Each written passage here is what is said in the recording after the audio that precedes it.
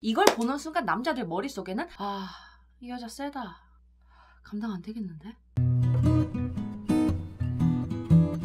나한테 마음은 있는 것 같은데 왜 미적거리는 거지? 대체 남자들은 뭐 보고 만나요?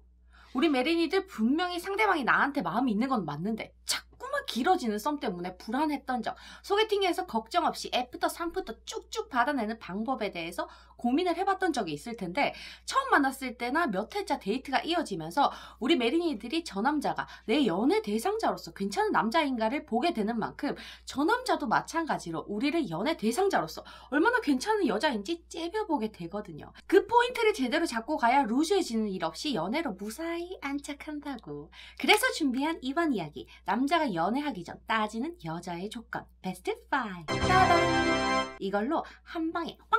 우는 거예요. 첫 번째, 쟤랑 얼마나 사귀게 될까? 우리 연애를 시작할 때 아, 얘랑 2주 만나고 그만둬야지. 에이, 아니면 헤어지면 되지 하고 생각 없이 바로 스타트를 끊지 않잖아요. 적어도 어느 정도는 만날 수 있는 상대, 연애의 끝이 미정인 상대랑 감정을 나누기 시작하지 단기 연애가 빤히 보이는 사람한테 마음을 잘 주지 않는단 말이에요. 남자들이 썸 타거나 소개팅에서 마지막 연애가 언제예요? 보통 한 번 사귀면 얼마나 만나요? 이런 질문을 하는 건 여러분들이 자기랑 만나면서 최소 이 정도는 연애가 가능한 사람이구나, 또는 연애를 할 때 얼마만큼 진지하게 하는 사람인가를 파악할 때 하는 뻔한 질문이란 말이야. 여기서 우리 메린이들이 짧게 만나면 한 달? 그쯤도 만나본 적 있는 것 같아요. 마지막 연애? 한 달 전쯤?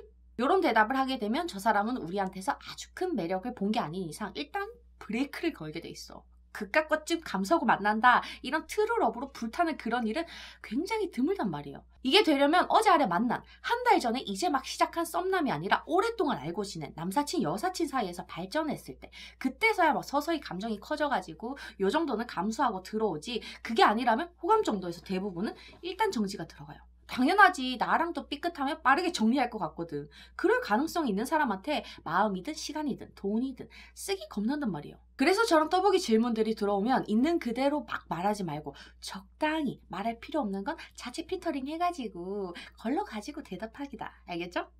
두 번째, 아, 이 여자 내가 감당할 수 있을까? 이것 때문에 고민하고 있는 남자들이 정말 많아요. 우리 보통 카카오톡 프사나 SNS 하는 언니들 보면 친구들이랑 예쁘고 맛있고 막 좋은 데 가가지고 찍은 사진들을 잘 쓴단 말이야. 근데 이게 내 프사 히스토리를 전부 도배하고 있어. SNS에 남자한테 받은 선물, 꽃, 명품들이 막 천지 널려 있어. 그걸 내 썸남이나 관심남이 보게 된다. 그럼 이 사람들이 제일 먼저 드는 생각이 뭐냐면, 아, 이 여자 감당 안 되겠는데? 이것부터 떠올리게 돼요. 놀랍게도 이런 얘기들을 하면 가끔은 전 데이트 비용 거의 반반씩 냈는데 저도 해주는데요? 하는 언니들이 있는데, 생각해봐요. 데이트 비용을 5대5로 부담한다고 해도 그 반의 액수가 이때껏 연애를 할 때 썼던 비용을 웃돌면 부담스러워지는 건 당연하잖아요. 거기다 상대방이 내가 5를 칼같이 부담하는 스타일이라는 걸 모를 때는 이걸 해줘야만 연애가 되는 여자라고 생각을 하게 돼. 자기가 부담하는 막 상상 견적을 낸다고? 그러니까 연애를 결심하기가 더 쉽지 않은 거예요. 그래서 소개팅을 하기 전 카톡 프사는 친구들이랑 풀파티, 호캉스, 쇼핑샷 대신에 좀 더 일상의 모습을 담은 걸로 해놓는 게 제일 좋아요. 남자가 혹하는 프사에 대해서는 전에 알려준 적 있었잖아요. 그지? 그거 참고하면 돼. 그리고 첫 만남에서 우리가 딱 잘라 더치페이를 할 필요는 없어요. 엠빵 그런 거 안 하잖아. 보통은 누가 밥 사면 누가 커피 사고 요 정도에서 아름답게 끝나는데, 저 남자가 기어이 무조건 자기가 다 낸다고 해. 그럼 우리가 꼭 잊지 말고 아웃풋을 내야 되는 건 내가 너의 호의를 당연하게 생각하지 않는다, 요거예요. 잘 먹었어요, 다음엔 내가 살게요, 한마디면 되잖아. 이 당연한 얘기를 왜 하냐고 이걸 안 하는 여자들이 진짜 있거든. 놀랍게도 상담을 하다 보면 심심치 않게 들려오는 얘기가 요런 거예요. 그 언니들이 전부 다 막 아우 나는 공주니까 당연하지 요런 마인드로 이 말을 하지 않았다고 생각하진 않거든요. 긴장하기도 하고 받는 상황에 익숙하지 않으면 이런 리액션이 제대로 안 나올 수 있어. 자기가 그런 스타일이라면 더 생각하고 의식적으로 행동해야 돼요. 상대방이 아, 이 여자는 남자가 계산하는 게 당연하다고 생각하는 건가? 라는 의문이 한번 들기 시작하면 만남을 계속 진행시키면서 이걸 확인하려고 들거든. 매력적이라서 만나고는 싶은데 요게 걸리는 거야. 그럼 썸만 쓸데없이 막 길어지다가 끝날 수 있단 말이에요. 알겠죠? 조심하기다. 세 번째, 예, 내가 꼬시면 넘어올까?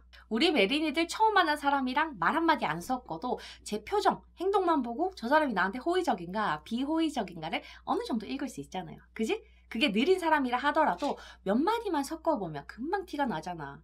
남자들도 요걸 어느 정도 읽어요. 100번 찍어 안 넘어가는 나무 없다고 막 나한테 호의적인 시그널 이런 걸 하나도 안 보내는 여자한테 불도저처럼 막 계속 왕왕 왕왕거리지 않는다고. 그런 남자가 흔하지 않아. 이런 행동은 이미 감정이 엄청나게 진전이 됐을 때 최소 짝사랑까지는 돼야 하는 거고, 단순히 얘 괜찮은데? 하는 정도라면 우리 메린이들의 호의적인 시그널들을 읽고 거기서 덜을 넣는 거거든. 그래서 자존감이 너무 떨어진 사람, 또는 내성적이라서 표현을 어떻게 해야 될지 막 뚝딱뚝딱 거리는 사람들이 이 조건에서 떨어지고 뭔가 오묘한 기류가 흐르다가도 썸북 나고 그게 잘 안 풀리게 되는 거예요. 쟤를 움직이기 위해서 어마어마한 감정 표현을 할 필요가 없어요. 받기만 하지 않으면 돼. 손톡을 받았다면 한 번쯤은 내가 보낼 수 있어야 되고, 얘가 만나자는 말에 그날 시간 괜찮아요 이런 거 대신에 마침 파스타 먹고 싶었는데 우리 그거 먹으러 가요 정도의 미약한 적극성만 갖춰도 남자들은 충분히 거기서 연애 가능성, 여러분들의 호감을 읽을 수 있어요. 얘네들이 바보가 아니야. 그만큼으로도 충분하다고. 알겠죠? 그 정도는 출력해 주는 거 잊지 말기다. 네 번째, 와, 얘만 하면 피곤하겠는데? 이건 확실히 20대 후반 남자들이나 공시생, 뭔가 사활을 걸고 스터디를 해야 되는 사람들이 연애를 시작하기 전에 고민하는 부분이에요. 겨우 두세 번 본 것밖에 안 되는 사이에서는 감정이 어마어마하게 크지 않단 말이에요. 거기다 요때쯤이면 경제적 안정을 특히나 많이 찾는 시기다 보니까 빠르게 자리를 잡으려고 하거든. 그래서 10대, 20대 초반처럼 연애의 사활을 잘 걸지 않아. 막 애를 쓰지 않아. 어느 정도 내 시간, 나의 여유들이 보장되어야 하는데 아침부터 밤까지 막 하루 종일 연락을 하길 바라는 사람을 만나면 좀 피곤해져요. 이걸 언니들이 대놓고 말하진 않겠지만 얘네가 눈치를 챈다고. 남자가 답장을 좀 늦게 했는데 괜히 뚱하게 굴고 자기도 막 일부러 같이 늦으려고 하는 걸 상대가 읽어버려.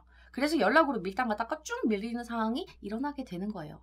2회차 만남부터 저 사람이 감정이 깊어지기 전까지는 어느 정도 자기 생활, 자기 시간들을 혼자 쓸 수 있는 여자로 들어가는 게 훨씬 더 좋아요. 그렇게 오픈하고 언니들이 이빨을 왕왕 물잖아? 그럼 초반의 마음이 어땠든 간에 자기가 보고 싶어서 만나는 횟수가 자연스럽게 늘어난다고.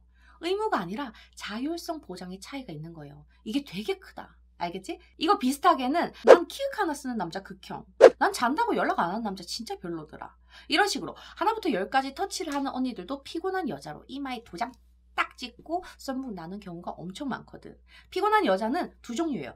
말을 너무 안 해서 눈치 보게 만드는 여자와 사사건건 말을 해서 사람을 피곤하게 만드는 여자. 어차피 연애를 하루 이틀 할 거 아니잖아. 좀 여유롭게 봐.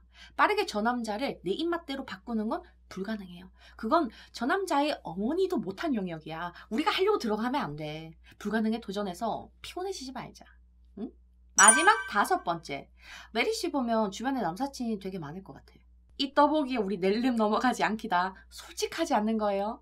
여러분 주변에 남자가 많다고 해서 오늘 만난 소개팅남이 갑자기 위기의식을 느끼거나 막 경쟁심이 자극되는 게 아니에요. 오히려 맥이 빠져. 쟤랑 만나면 계속 불안해야 될 것 같거든. 뭐만 하면 남사친이랑 막 밥 먹고 술 마시러 다니면서 나를 신경 쓰이게 할 것 같거든.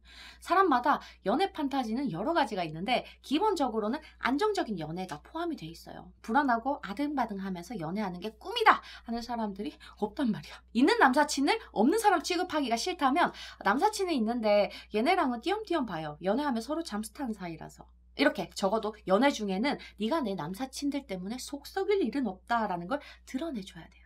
이 5가지 남자들이 연애하기 전 은근히 따지는 여자의 조건으로 우리 퍼펙트한 여자로 이빨을 왕왕 넣을 수 있길 바랄게요. 오늘도 만나서 반가웠어요.